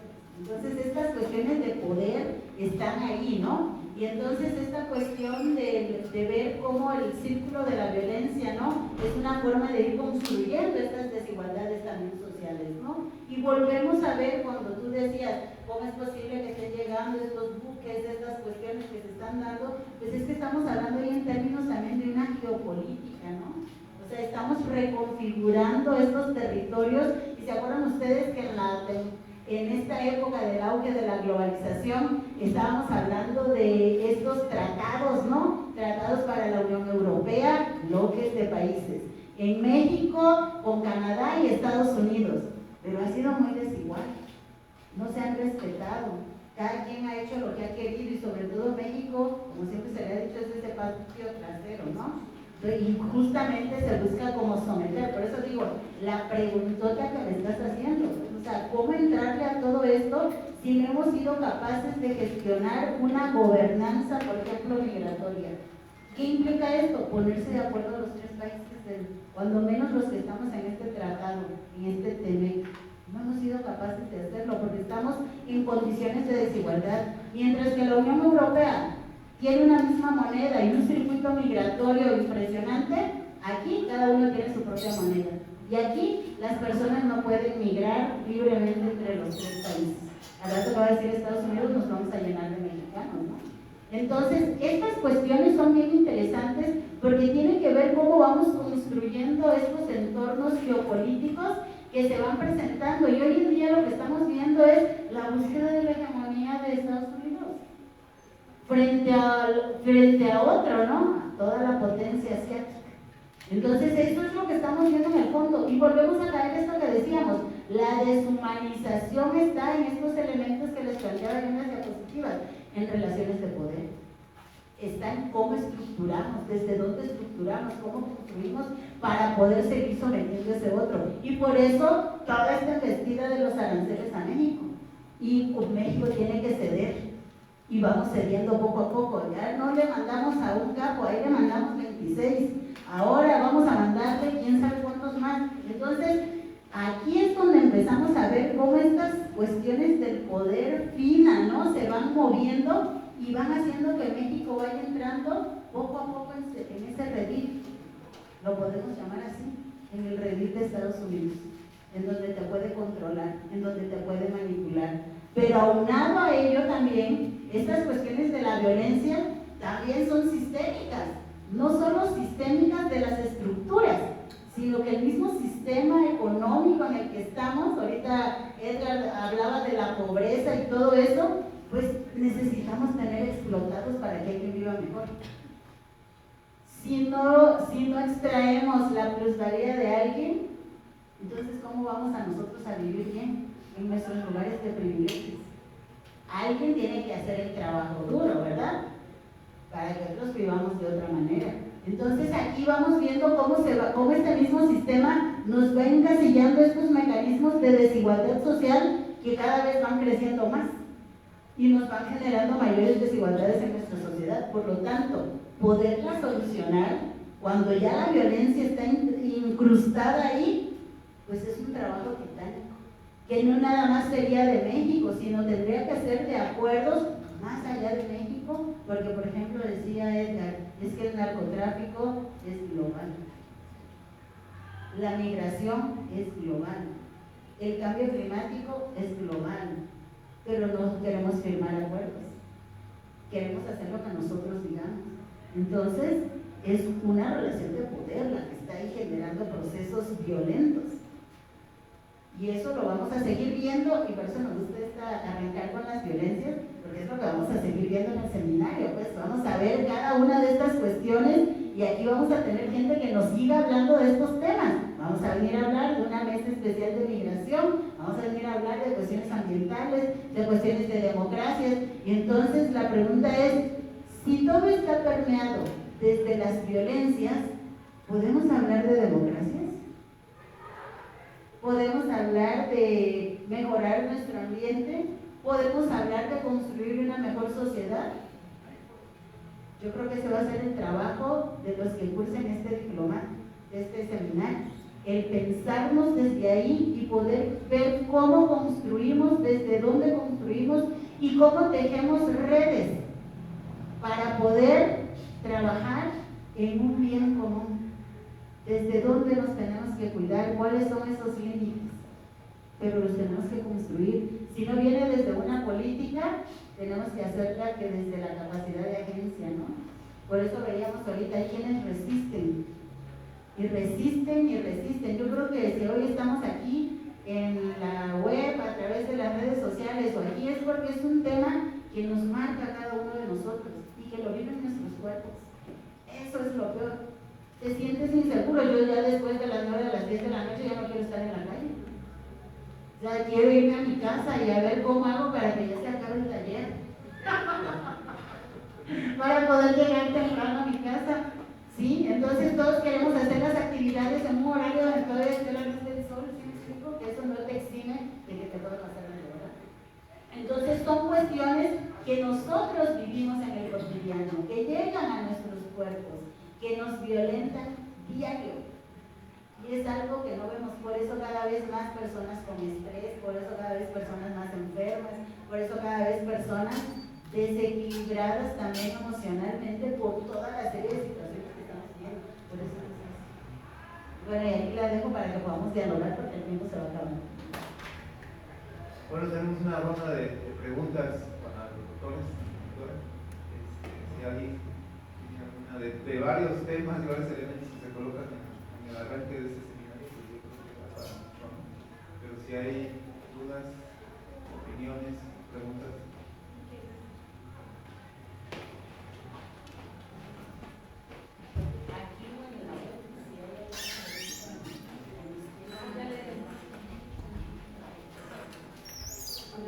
Buenas tardes, es un gusto escuchar. Y bueno, no sé si sea exactamente una pregunta, pero justo como escuchando Estoy revisando. todas No. estas experiencias, ¿no? Investigaciones, pensaba mucho en los procesos de memoria para la no repetición del daño, ¿no? Y que cómo es interesante y necesario, lo último que preguntaba el doctor, la doctora Virginia, ¿qué tendría que pasar para que todo esto que está pasando en lo global, todo esto que está pasando en lo local, se tenga que transformar, ¿no? Y entonces me preguntaba mucho cómo si las políticas públicas, si estas iniciativas realmente o con qué enfoque tendrían que hacerse, ¿no? Pienso un poco, me queda claro que no solamente tienen que ser políticas públicas, sino que tiene que haber todo un trabajo de también tejido social, tejido comunitario, y entonces tiene que haber otras apuestas también desde lo local para que pueda articularse y pueda haber una transformación. O sea, cómo justo tendríamos que mirar hacia, no sé si algo integral, ¿no? ¿Cómo tendría que articularse?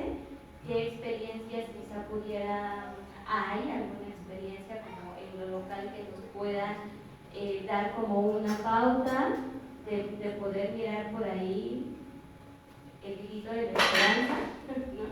En todo este escenario, o justamente alguna propuesta que pueda como animar y de pronto decir, sí, tantos procesos de memoria. Yo sigo pensando en los procesos de memoria, por lo que decía el doctor Ardila, nos llevó a pensar en las madres de mayo también, lo que decía la doctora Virginia, ¿no? Y cómo también, qué otros recursos necesitamos, ¿no? O tendríamos que traer a la mesa para poder llegar a estos otros procesos de vivir sin violencia, y todavía no sé si me atrevo a llamarlo justicia, porque creo que también tendríamos que escalar como a otra cosa para entrar en los diálogos de qué entendemos por justicia y cómo transicionamos en esa justicia para que sea algo que nos siga sometiendo, entendiéndonos desde la no repetición, también en la reparación del daño, ¿no? Y que es diferente a la restauración, que son otros diálogos que serían muy interesantes escucharlos. Gracias.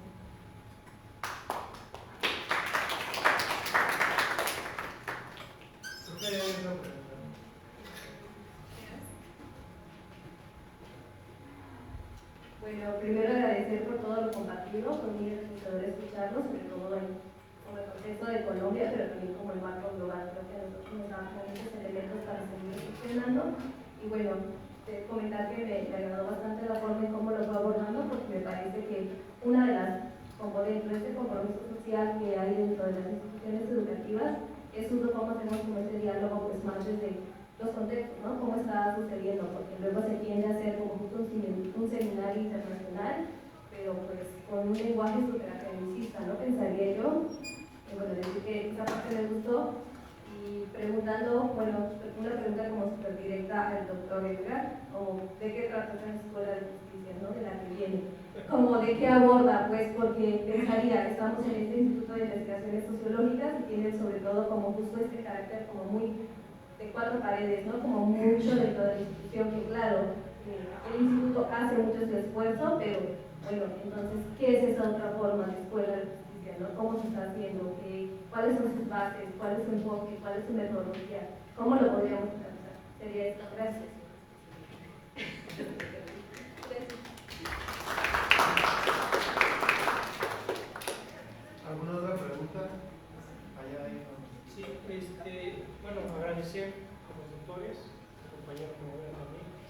Sí, se escucha, ¿verdad? Sí. Pero por los que están en el Facebook. Ah, sí, claro, perdón. Un agradecimiento. Un agradecimiento de los ponentes, moderador. A nombre de la compañera Ana, que es estudiante de la maestría en Ciencias Sociales por Procesos Globales, ella pregunta muy concreto en una parte de la exposición del doctor, que cuando habló de los desplazados, o sea, la inquietud que tiene, está conectada, es el papel que juegan las mujeres en esos desplazamientos y más concreto aún el papel de las mujeres indígenas, para la manera pues de que la inquietud sea respondida, ya de manera personal, cuando escuchaba las participaciones de ambos concretamente de la parte de la relación de poder en la que estamos inmersos, como comentó la doctora Virginia. Entonces, en esa medida de reconocer que hay relaciones de poder, tendríamos también, creo yo, que reconocer las microviolencias, ¿no? Pero incluso la que nosotros somos actores, no necesariamente pensando pues, en una familia, sino la que nosotros quizá poseemos, ¿no? No sé hasta dónde eso sería una posible, no quiero decir solución, pero quizá un camino a manera de encontrar ahora la respuesta que comentó el moderador, qué pudiéramos hacer, ¿no? O cómo se pudiera avanzar en ir mitigando la violencia. Quizá por ahí hacer un reconocimiento que cada uno de nosotros poseemos un grado de violencia y no sé si no lo estamos reconociendo o hacemos la vista gorda. Quiero pensar que pudiera ser. Y otra parte sería, porque estaba escuchando y al mismo tiempo pues pensaba, cuando se habló de la deshumanización y que estamos dejando de ser humanos frente al otro, sí me preguntaba, ¿qué es ser humano? O sea, ¿ser humano es solidario? O sea, implica el ser humano, implica ser solidario, empático, amistoso, o tendríamos que buscar quizá otro término, otra categoría, porque no sé, esa es mi duda, no sé si el ser humano necesariamente tiene que ser empático, o solo es una clasificación para diferenciarnos del resto de los seres, ¿no? El ser animal y el ser humano. En eso, porque cuando escuchaba, si nos estamos deshumanizando, ¿qué implica deshumanizar? Implica que no reconozcamos al otro, implica que no seamos solidarios con el otro. Si es así, me preguntaba también, entonces el ser humano contiene eso, o sea, el ser humano natural, sé que es social, eso sí, tiene la necesidad de ser social, pero no sé si tiene la obligación de ser solidario o empático, solo por el juego de palabras, ¿no? Y pensé quizá en que tendríamos que buscar otro término para referirnos a lo que está pasando entre el yo y el otro, ¿no? en ese olvido del resto de seres humanos. Sería esa parte nada más. Muchas gracias.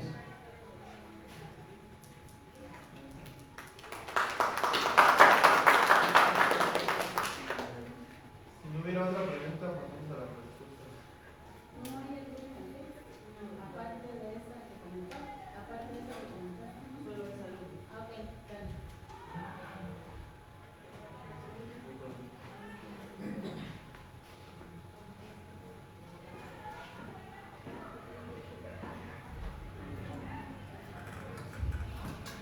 Bueno, pues con esta ronda yo creo que vamos cerrando esta primera parte del seminario y regreso la palabra en el orden como empezamos para las respuestas.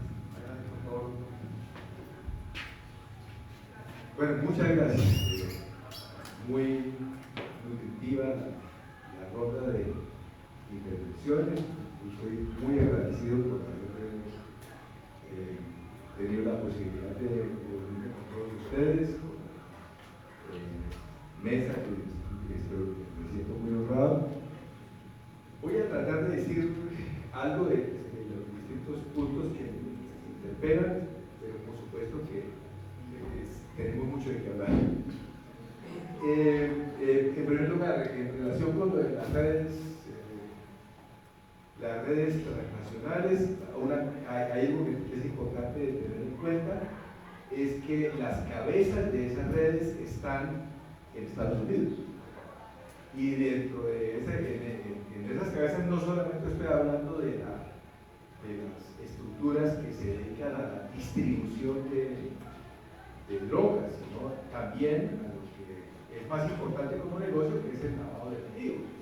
Ahí es donde está la riqueza que queda es ahí, y esos actores claramente centrales en el sistema financiero norteamericano son intocables. Entonces, por supuesto que ustedes pueden hacer lo que quieran metiendo presos a los capos de América Latina, que siempre va a haber otro que está dispuesto a jugarse la vida y la libertad por seguir teniendo algún tipo de beneficio menor comparado con las redes nacionales. Nada más por ahora, era mucho que hablar. Respecto de la parte geopolítica, yo tendría que decir algo que seguramente suena, no sin razón, pesimista. Pero lo que yo creo que está pasando actualmente en el mundo geopolíticamente es que efectivamente el centro del mundo se ha ido hacia el Pacífico Oeste. Hoy el centro del mundo, pues especialmente después de lo que pasó hace 3 días en el encuentro de la ASEAN, pues en este momento estaríamos diciendo que el centro del mundo está allá. Estamos hablando de que cerca del 60% del mercado mundial está allá, y que pues según puede ver en el despliegue de armas, ya China no tiene mucho que envidiar a Estados Unidos en armas. Una guerra sería, hacerle la guerra a China sería algo verdaderamente suicida, y pues la situación de Ucrania pues está a punto de ser definida. Si no se define a través de negociación, se va a definir las armas, y eso va a ser el reparto del mundo. Es decir, el reparto del mundo, que seguramente de eso hablaron mucho en Canadá, en Alaska, en el encuentro que tuvieron hace un par de semanas Trump y Putin, pues muy probablemente hay un reparto del mundo que viene a pasos gigantescos. Y ese reparto del mundo, seguramente lo que está pasando, que ojalá no tenga razón, seguramente lo que está pasando es que nosotros quedamos asignados a Estados Unidos.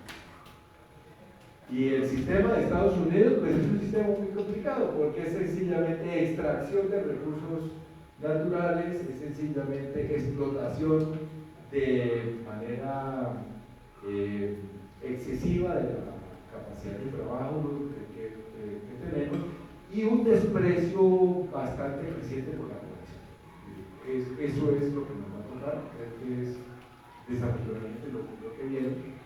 Y pues en ese escenario, pues la degradación de la población norteamericana va a seguir siendo, por tanto la necesidad de las drogas va a seguir siendo, y el papel que va a tener América Latina, en este caso Colombia y México, somos los favoritos, es producir droga para el imperio, y al mismo tiempo, para que la cosa funcione, entonces hay que hacer represión hacia esos países. Colombia y México se parecen mucho. Uno de los puntos en los que se parece más es que nosotros somos los 2 países más sometidos a Estados Unidos de América, del mundo, los 2 países más sometidos. Lo que pasa es que en este momento los 2 gobiernos que tenemos en México y en Colombia, pues no hacen parte de las estructuras tradicionales de poder político, y eso pues no se ha ajustado, pero es muy probable que en las próximas décadas eso cambie. Respecto del remedio de la no repetición, estoy absolutamente de acuerdo en que voy a irme por lo humano primero, porque creo que no funciona por ahí. Es el punto importante de lo que estamos hablando. Nosotros no hemos hablado de la humanización, sino de la deshumanización, que es lo contrario. Son procesos en los cuales hay quienes se atribuyen a sí mismos la condición de humanos y a los demás los descartan. Que es lo que pasa, estaba diciendo yo con el supremacismo caucásico, es nosotros somos los humanos y nosotros somos menos que humanos. Por lo pues, la lógica del blanqueamiento es una forma de deshumanización. Los que no son blancos, no somos blancos, somos menos humanos. O lo que pasa con los palestinos, no son humanos, los humanos son los que Dios eligió, etc. Dentro de eso pues están todo el grupo de iglesias evangélicas norteamericanas que son clarísimamente sionistas. El movimiento sionista más importante del mundo no es de judíos, es de cristianos evangélicos norteamericanos, desde iglesias creadas en Estados Unidos que patrocinan, que defienden que Israel haga lo que está haciendo, porque lo consideran el camino para que Dios vuelva a la tierra. Pues eso es mucho que creen. Y hay otros que sencillamente lo utilizan como argumento. Es en ese escenario en el que se produce la exclusión que lo que corresponde es un proceso de empoderamiento y de humanización de los que nos excluyen de la humanidad. Y esa humanidad pasa por la memoria, por el reconocimiento de lo que somos, de nuestra historia, de nuestro saber, de nuestra capacidad de interactuar como sujetos. Eso es algo que tiene que ser construido. Y por esa vía, brevísimamente, porque tendríamos, por supuesto, que conversar muy extensamente, pues la Escuela de Justicia Comunitaria trabaja desde los procesos comunitarios, desde los procesos sociales, reconociendo que las dinámicas de justicia no nos van a llegar desde el Estado, no nos han llegado en 500 años, no nos van a llegar en los próximos. Las dinámicas de justicia son procesos de construcción y de elaboración desde las prácticas sociales, desde las capacidades que surgen en la comunidad y desde sus propios saberes. El papel de las mujeres indígenas en el desplazamiento. Lo primero que hay que decir es esto. El protagonismo del desplazamiento forzado en Colombia lo tienen las mujeres. ¿Por qué razón? Pues porque el contrapeso es que la mayor parte de las víctimas letales, o sea, la gente que matan, son hombres.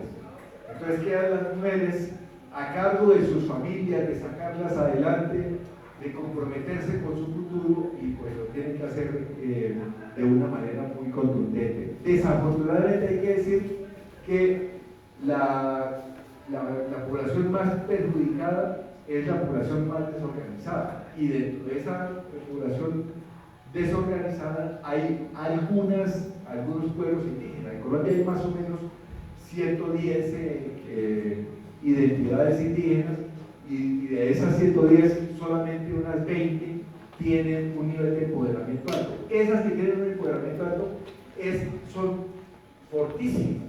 No sé si aquí utilizan el término, pero allá en Colombia se le dicen mayoras a las mujeres que lideran estos procesos. Son mayores que se les reconoce una gran capacidad, y son capacidades que están articuladas en la propia capacidad que tiene la comunidad de sostenerse y de defender sus procesos internos. Y con eso termino. Muchas gracias.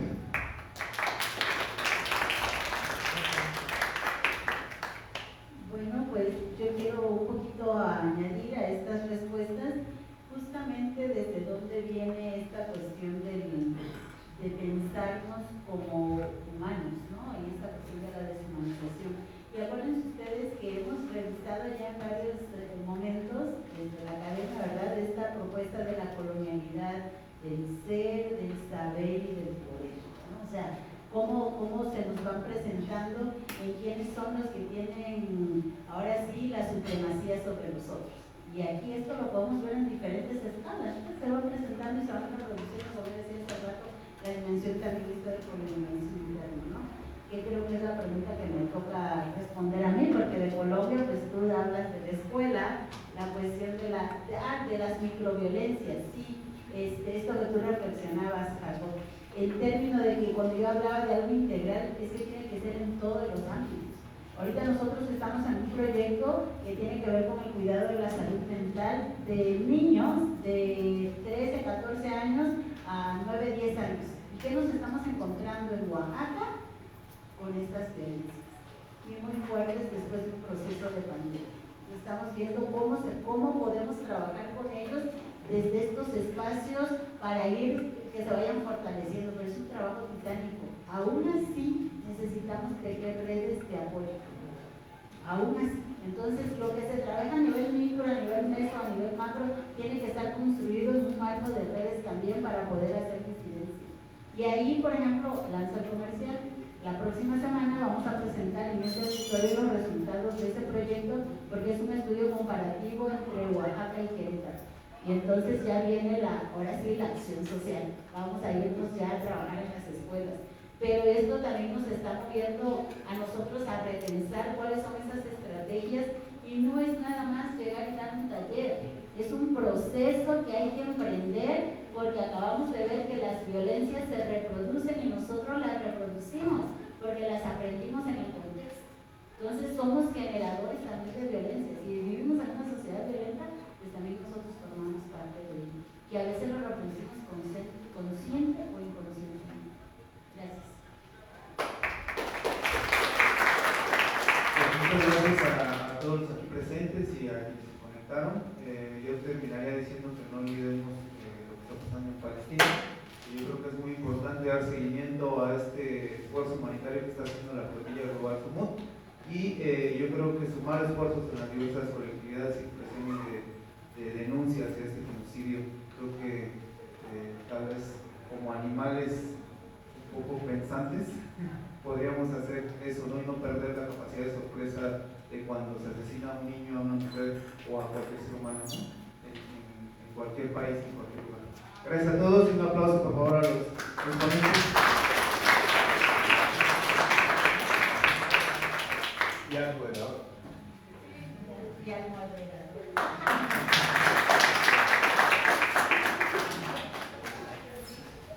Bueno, ya terminamos la transmisión.